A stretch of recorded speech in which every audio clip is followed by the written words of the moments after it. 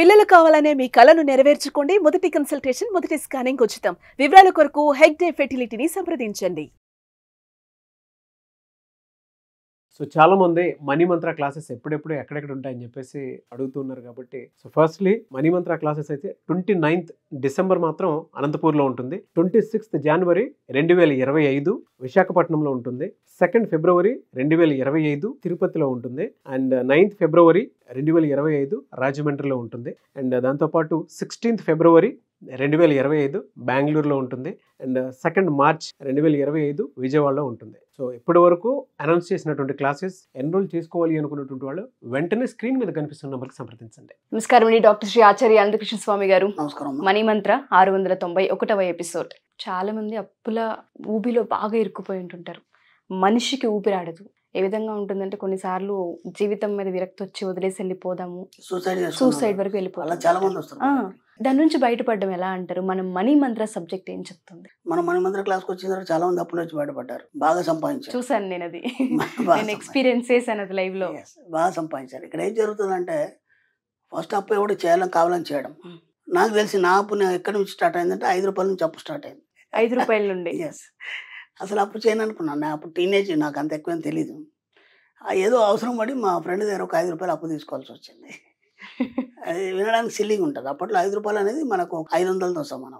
ఓకేనా? 5 రూపాయలు అనేది 500తో సమానం. నేను టీనేజ్లో ఉన్నప్పుడు సంగతి చెప్తున్నాను. కానీ అసలు తీసుకోవద్దని డిసైడ్ చేసుకున్నాను. ఏదో అవసరం వచ్చింది, 5 రూపాయలు అప్పు తీసుకున్నాను. 5 రూపాయలు కట్టడానికి 6 నెలలు పట్టింది. 6 నెలలు పట్టింది. అంతలో నాకు ఒక 500 అప్పు అయింది. ఆ 5 రూపాయలకి ఇంకో 500 అప్పు అయింది. ఇది ఎలా ఉంటుందంటే మీకు తెలియకుండానే ఊబిలో కూరుకుపోతాడు. ఎప్పుడైతే ఊబిలో దిగుతాడో మనిషి ఎంత బయటికి రావాలని లోపలికి లాగేస్తుంటుంది. అప్పు అనేది అప్పులో ఊబిలో కూరుకుపోయినరా అంటారు. అది ఎలా ఉంటుందంటే ముందు మనిషి కావాలని ఎవడు అప్పు చేయడు. ఏదో కొత్త ధనాన్ని సృష్టించుకోవాలని అప్పు చేస్తాడు ఫస్ట్. లేదా మనం అందరిలాగా ఎదుగుదామని ఏదో అప్పు చేయాలనుకుంటాడు. దేనికోసం చేస్తాడు అప్పు? చిన్న అవసరాల కోసం మొట్టమొదటి స్టార్ట్ అవుతుంది అప్పు. తర్వాత దాన్ని కప్పిపుచ్చడానికి ఒకటి కూడా ఇంకా పెద్ద అప్పులు అయిపోతాయి. అంతలోపు ఇతను ఏదో చేస్తా అనుకుంటాడు, ఏది సహకరించదు. ఇంకా ఇంకా ఇంకా ఇంకా అప్పులో ఊబిలో కూరుకుపోయి దాని నుంచి బయటికి రాలేకపోతాడు. ఒక స్థాయికి వచ్చిన తర్వాత ఏమవుతుందంటే అప్పు అనేది పుట్టదు. ఒక స్థాయికి వచ్చిన తర్వాత అప్పు అనేది పుట్టదు. కాబట్టి ఏమవుతుందంటే అప్పుడు బయటకు వస్తాడు మనిషి. ఓహో వీడికి అప్పులు ఉన్నాయనేది. అప్పటిదాకా బయటికి రాడు. అప్పటిదాకా రొటేషన్ చేస్తుంటాడు, ఇటు నుంచి అటు నుంచి. ఆడవాళ్ళ విషయంలో ఏం జరుగుతుందంటే మామూలుగా చిట్టీలు వేస్తారు. నేను ఇంతకుముందు కూడా చెప్పాను. నేను మళ్ళీ ఒక్కసారి ఇంకో రకంగా నేను రిపీట్ చేస్తాను. వీళ్ళకేం పని ఉండదు, అందరూ మాట్లాడుకుంటూ కూర్చుంటారు. ఏదో ఒకటి నిజంగా చెప్తున్నాను, తప్పేం లేదు దాంట్లో. వాళ్ళు నగలు కొనుక్కున్నారు, వీళ్ళు ఇది కొనుక్కున్నారు, ఆమె ఆ బిజినెస్ చేస్తుంది, ఈ బిజినెస్. నేనెందుకు చేద్దాం ఇంట్లో కూర్చొని? ఫస్ట్ అక్కడ స్టార్ట్ అవుతుంది దరిద్రం అనేది, అక్కడ స్టార్ట్ అవుతుంది. నేను అనేది ఏంటంటే నువ్వు ఏ బిజినెస్ చేసినా, నువ్వు కొత్త వ్యాపారం చేసినా, లేకపోతే కొత్తదాన్ని నువ్వు కోరుకున్నా నీ దగ్గర ఉంటేనే చేయాలి తప్ప అప్పు తీసి చేయొద్దు. బాగా గుర్తుంచుకోండి. చాలామంది ఏం చేస్తారు, లోన్ తీసుకొని ఇల్లు కడతారు. లోన్ తీసుకోవద్దని చెప్తాను నేను. నీ కెపాసిటీ ఉంటే కట్టు, లేకపోతే లేదు. రెండింట్లో ఉంటే నీకు ఎవడు అడగలేదు. రెండింట్లో ఎందుకున్నావు అని అడుగుతాడా? చాలామంది రెండింట్లో ఉంటారండి సిటీలో. ఇప్పుడు వచ్చి నువ్వు రెండింట్లో ఎందుకని అడుగుతాడా? అడగడు కదా. నువ్వు ఆ స్థాయికి వచ్చినప్పుడు కొను కదా. లేదంటే ఒక కారు కొంటారు, అది లోన్లో కొంటారు. ఓకేనా? ఇప్పుడు ఏమవుతుందంటే నీకు వచ్చే శాలరీ ఎంత, ఈ అప్పులు ఎంత, దానికి మీకు లెవెల్స్ సరిపోదు. మీరు కాబట్టి దీని నుంచి ఎలా బయటపడాలి, అప్పుల నుంచి ఎలా బయటపడాలి మీకు అర్థం కాని స్థితిలో ఇరుక్కుపోతారు. ఇప్పుడు ఎలా బయటపడాలి ఎవడు చెప్పేవాడు లేడు. అప్పుకి ఇంకా అప్పు అవుతుంటుంది తప్ప దాని నుంచి బయటపడడానికి ఏ మార్గం కనిపించదు. ఇంకా విచిత్రం ఏంటంటే నువ్వు అప్పులో కూరుకుపోయినప్పుడు నీ ఫ్రీక్వెన్సీ లెవెల్ లో అవుతుంది.